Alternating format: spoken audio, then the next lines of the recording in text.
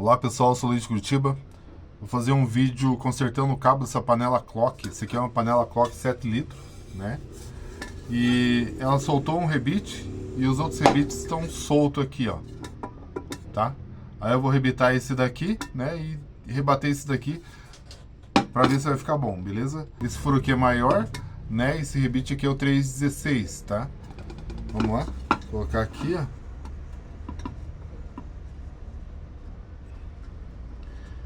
Eu acho que só rebatendo esses dois aqui, ele já vai segurar já.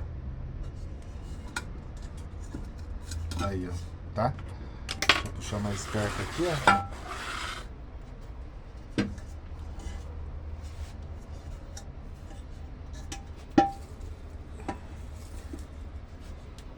Aí.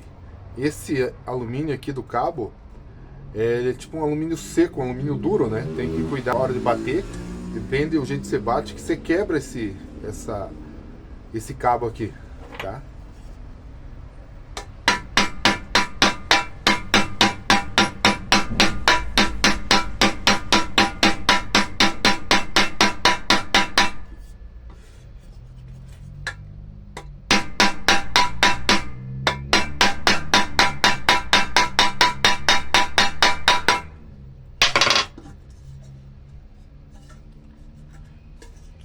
Bater esse aqui agora. É isso aí.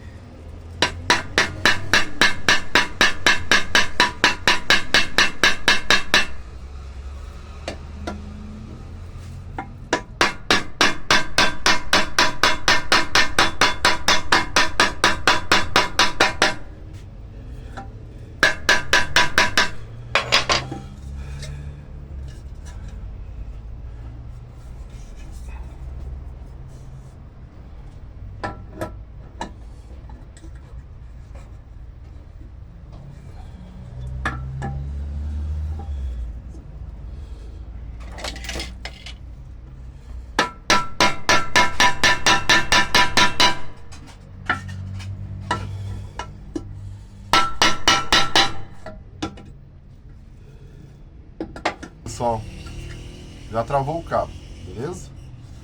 Dá pra dar umas pancadinhas aqui também, ó.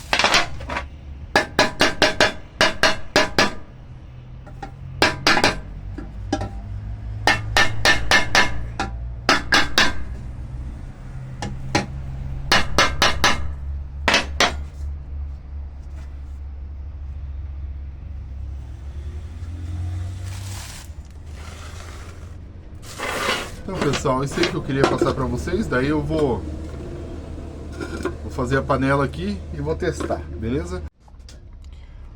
Então pessoal, eu vou mostrar pra vocês aqui, né, aonde eu bati o rebite, tá? Vou soprar aqui, vou passar uma espuminha, ó. Vou mostrar pra vocês ali que ficou bom.